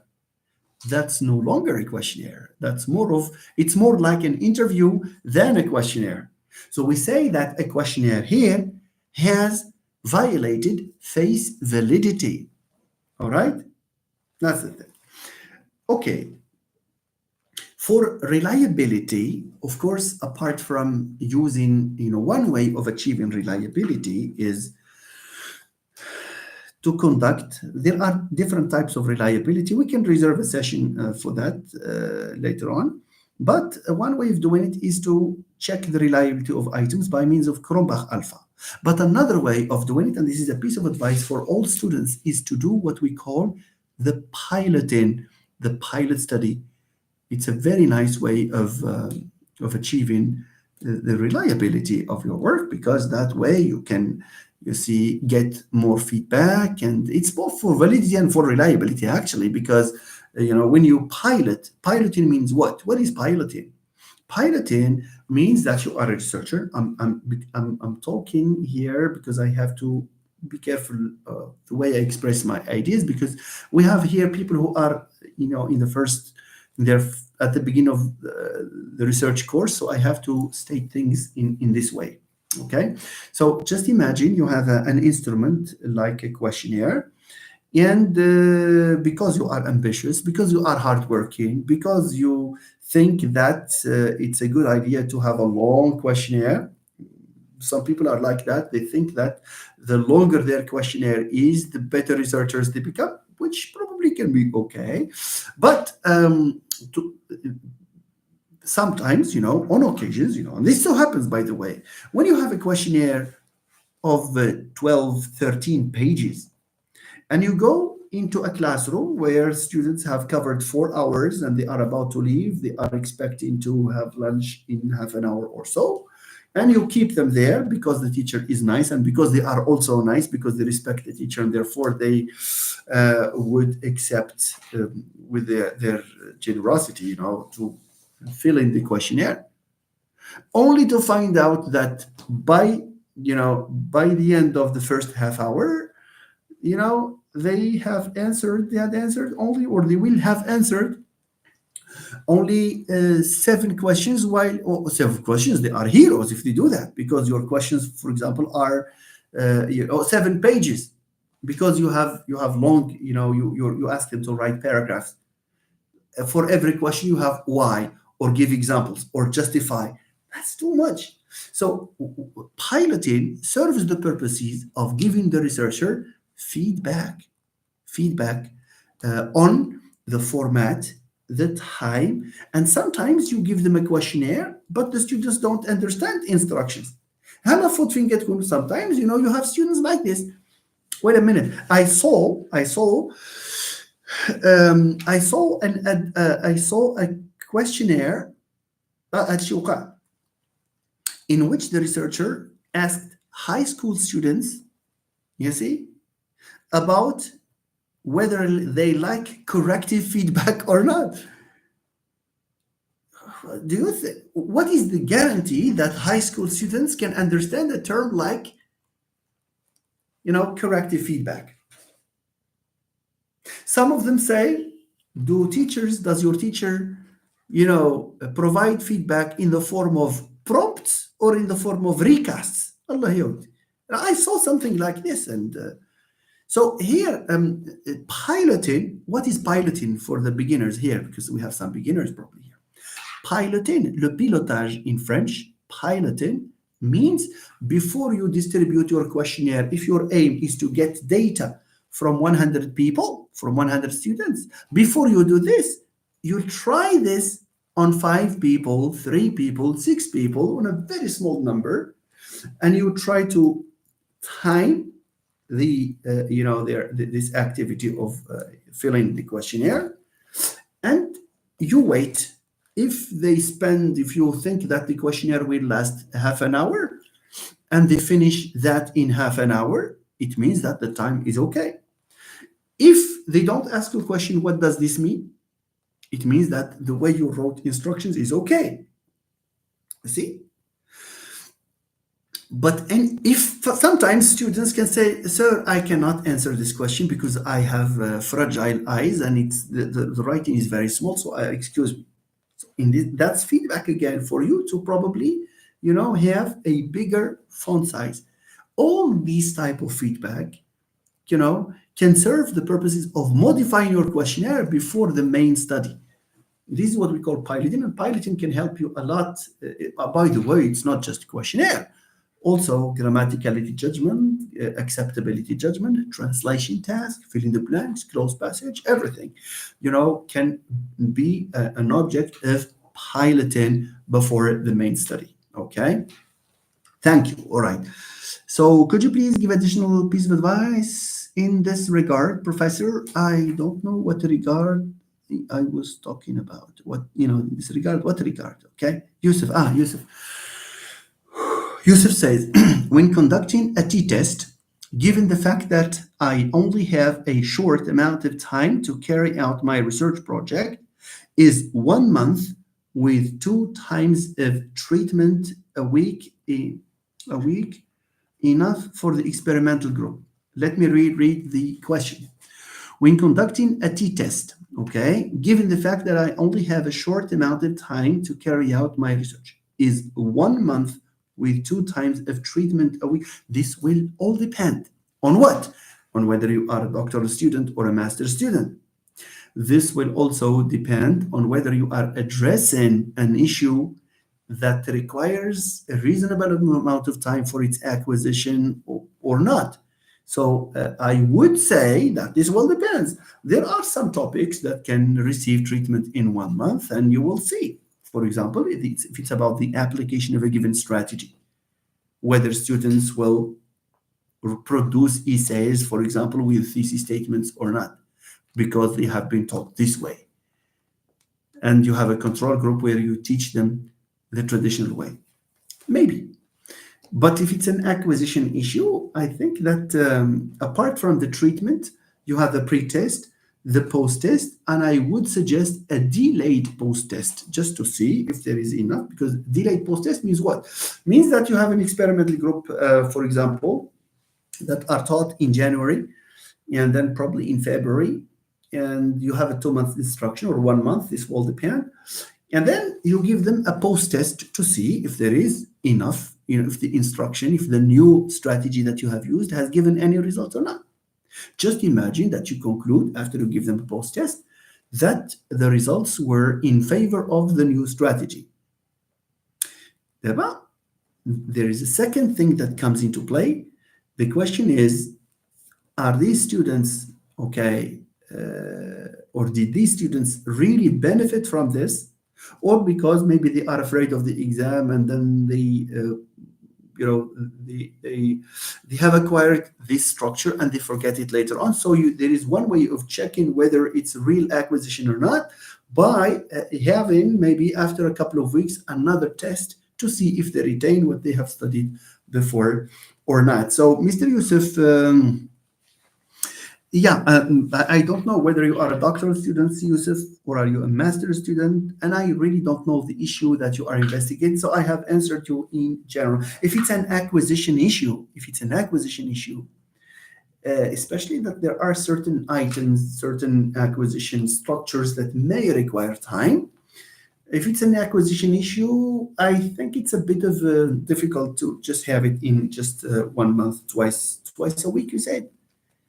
Once a month, with 2 times of treatment a week. 2 times a week means week 1 you have 2, week 2 you have 2, week 3 you have 2. Yeah, I think that can. I thought that you're saying something like 2 weeks in a month. No, that can still work. But again, that will depend on jury members will make this remark about the amount of time. There is this variable. Time here is a variable. The question is, what if this instruction had taken place in 3 or 4 months instead of 1 month? Would we have reached the same results or not? So that's the point, C. Yusuf, in answer to your question. Sir Uthman Bukhzar. Hello, Mr. Uthman. Thank you very much. Research philosophy. What's the difference between research philosophy, research approach, research design? These are implicational because what happens is that we start from the highest level to the lowest level. A research philosophy, means which philosophical current has influenced you. Are you a positivist or another type of research? Are you, for example, someone who believes in the this idea of finding reality out there, and it's up to us to devise methods to reach that reality? It's about your notion of reality itself. Is it multiple, or is it monolithic, or is it? So this is a philosophical approach. Different approaches different philosophical approach, different philosophies can lead us to different approaches. For example, whether you will, for the approach, we have gone one notch lower, less, it's less general. It's the approach, for example, do you want your data, do you want your conclusions to be reached by analyzing numbers or by analyzing words? So this is the quantitative approach, qualitative approach.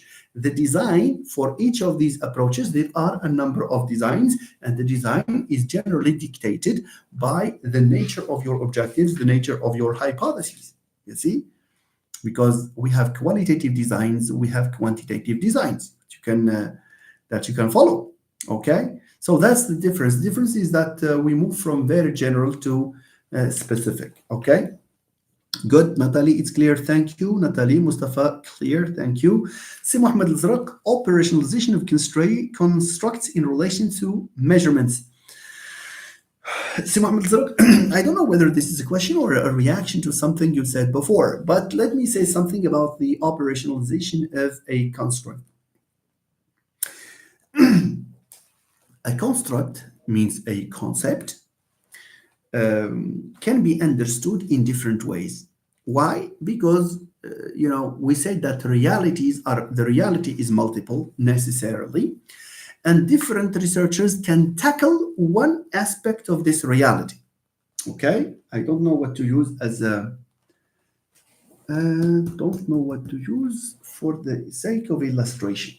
I don't know actually. Okay, let's take this. Okay. Let's take this. Imagine this is reality. Question. Are we able to investigate in a single study all aspects of reality? You will investigate this part in one. That's impossible. You see, that's impossible. It's impossible to talk about a phenomenon in all its aspects. It's impossible.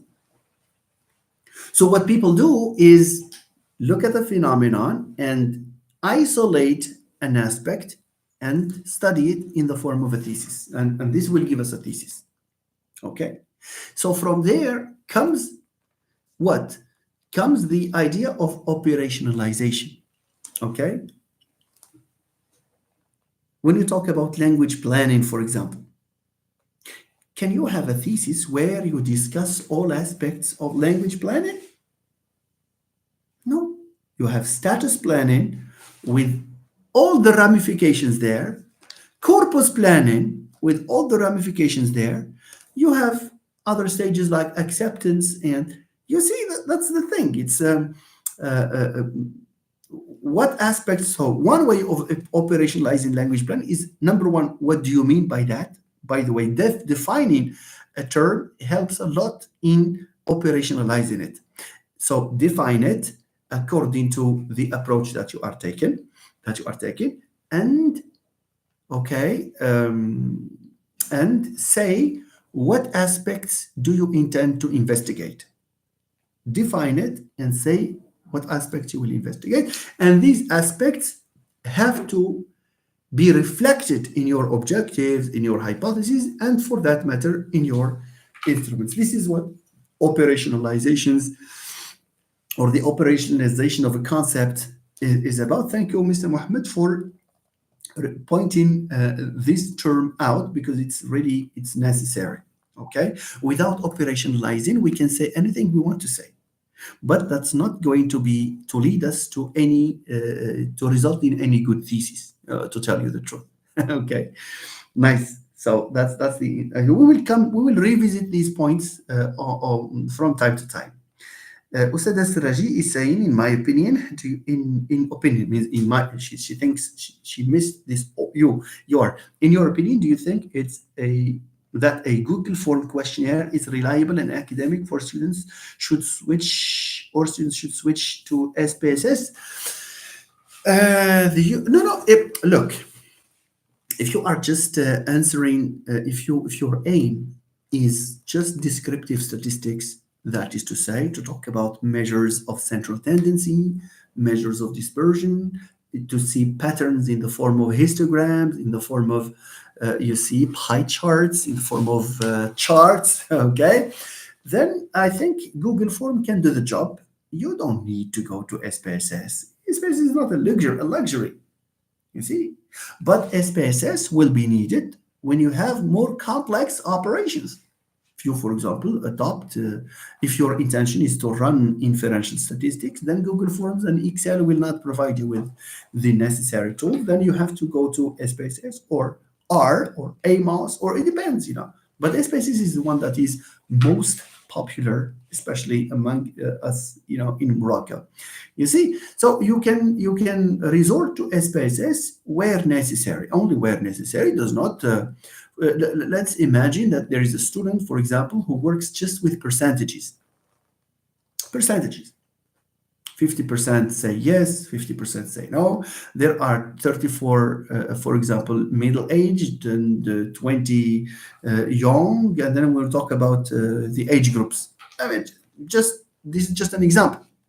If my aim is to come up with conclusions that 50% say yes, 50% say no, do I need SPSS? No, because I have used the Google Form, and Google Form generates these percentages directly. I can copy them and paste them, and life will be good.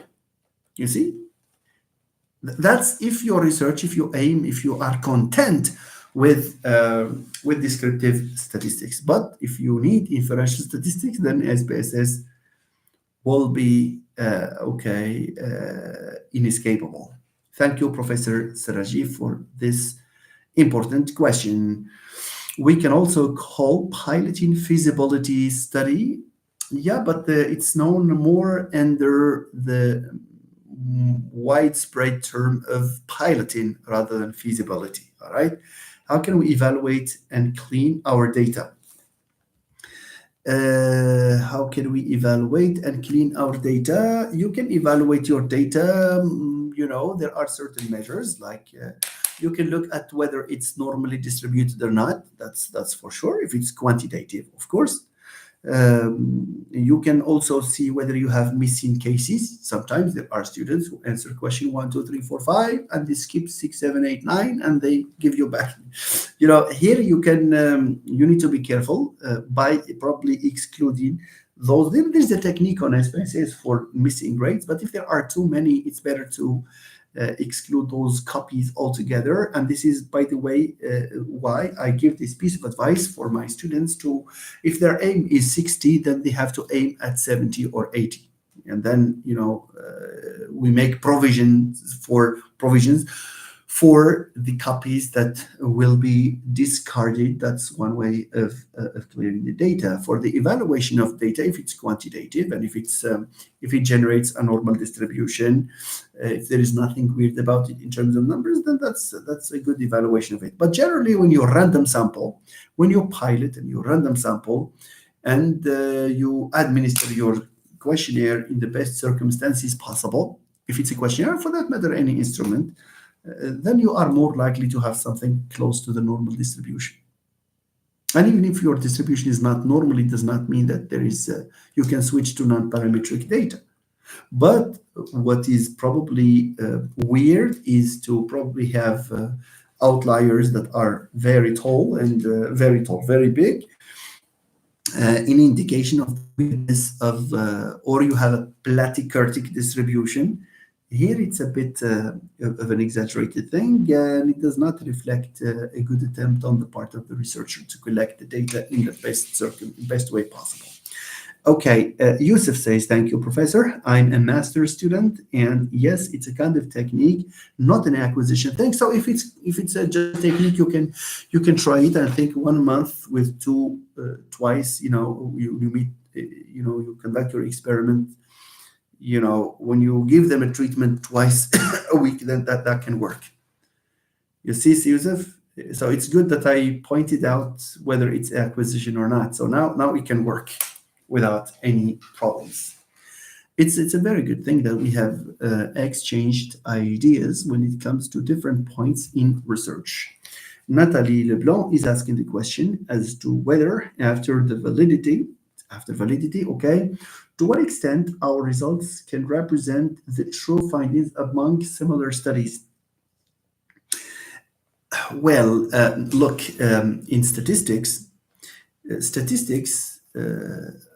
unlike mathematics, statistics is characterized with room for an error. It's just about probabilities, it's about estimates, so we allow for an error to occur. That's the reason why we have a p-value of 0.005. 0.05, sorry. It's the 0.05 thing. This can tell us whether this is what we have found out is what is expected if we were to reconduct the study again.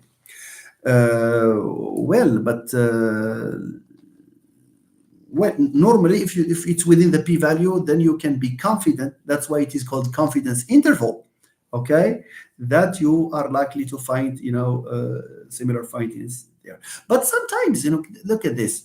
Sometimes you come up, you do everything the way it should be done, or the way they should be done, or it should be done, because we have everything. And then later on, what happens is that you find out that there is a p-value that is higher than 0.05. For example, you find 0.09. What does this mean? Does this mean that you have to cry? No. Does this mean that you are lazy? No. Does this mean that you are not a good researcher? No, not at all. You see? It means if you have a random sample, then if you have a good representative sample and you have run the right statistical measures and you find out that there is a p-value that is not significant, it means that it's a hypothesis is not retained in your context, even if elsewhere it has been retained. No problem. As researchers, people are not expecting you to find out the reality and claim it and celebrate. No, it's whether you have, what matters is whether you have come or you have gone through the research process the way you should. That's all. Okay? You have taken all the precautions. That's why the methodology chapter is necessary. And it's a very important chapter because you tell your story there. You tell the story as to how you did what you did. You see? That's why you need to justify every single step there. Okay? So if everything is good, if the process is the right process, and you end up having an insignificant p-value, where is the problem? Just report it and go home. Okay, thank you, Natalie. Thanks a trillion for your feedback, dear colleague. Thank you, Ustad Darim. I wish the best of luck to all students working towards the accomplishment of their theses and dissertations. Thank you, Ustad Darim. Thank you so much. Barakallahu fik. You have always had this kindness of wishing good luck to people and wishing the good to people in general. You're very helpful. This is at least what I have heard about you. So thank you very much. And thank you specifically for taking the trouble, taking the time to come and to attend this live session with us. This gives us more motivation to continue. You and other professors that visit us on occasions here. معنا السي محمد بويسان. And we have Nabil, Si Nabil, Si Nabil, bon, c'est Mustafa Morshi. It's a real pleasure, really. It's good, because rarely do we have a gathering where an S5 student, an S4 student, an S6 student, a master student, a doctoral student, and a professor meet in one single space. Isn't this a good achievement already? I think it is. So thank you very much, everyone, for encouraging this channel. So Ilyas Shikar says, we appreciate your efforts, Professor. Thank you. So yeah, I am making this promise that more content will be in place, but this is contingent on you sharing the link to this video with the people you think can be interested. This is what will encourage us probably to go further. It's good that we have more people interacting. Now I think only 16 people are watching us, perhaps because we are late because of the change in time, so we can understand that.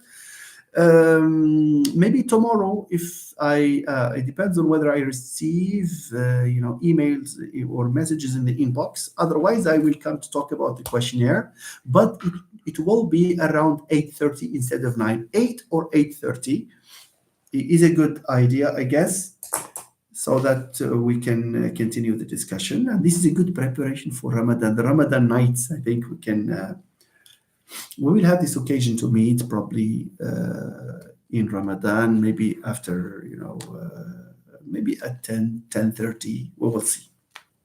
Okay. Ikram, I really appreciate the time and effort you invested in providing us with such. Thank you, Ikram. Thank you so much. I'm very happy that you have joined us here. Thank you. It's an honor for me to join our live sessions, dear colleague. Thank you very much. Look at the difference between this professor and some other people. Look at this. She says we are learning. Look at how humble she is. You see? She's learning from a colleague, and we are learning from each other. Of course, I can learn from a student. I never, if there is one thing that makes me, this frank and this spontaneous, it's the fact that when I don't know, I have no complex whatsoever saying that you can learn from your student, from your colleague, from someone who taught you, someone you have taught. We learn from each other. We are not perfect, are we? Okay, Nawal, you are still here, Nawal. Thank you. I thought that you are gone. Okay, thank you so much, Nawal, and I wish you all the best with your tasks. My final word is that it has been a very good one. I found pleasure in sharing these ideas and reading your questions and comments and reacting to them. 2 hours, a little more than 2 hours has elapsed a little time, more than a period of time, more than 2 hours has elapsed, and I did not feel that, and I don't feel tired. This is a good sign. Thank you, my friends. I will make an announcement tomorrow to see, what time we can meet for our live session. Stay tuned. Share the links to the channel and to the video, to the Facebook page as much as you can, so that we will sustain this endeavor. Thank you very much once again. We have Lella Malika here who has not shown. Thank you very much. So she was following us here. Natalie says thank you. Karim, Bulain, thank you everyone. Thank you. See you tomorrow. Inshallah, I will change the title to this live session. I will say just discussion on research related or methodology related issues. Okay, and I will leave a copy of the live. So the video will be there for further checking. Thank you so much once again, and see you tomorrow, inshallah. Bye-bye, everyone.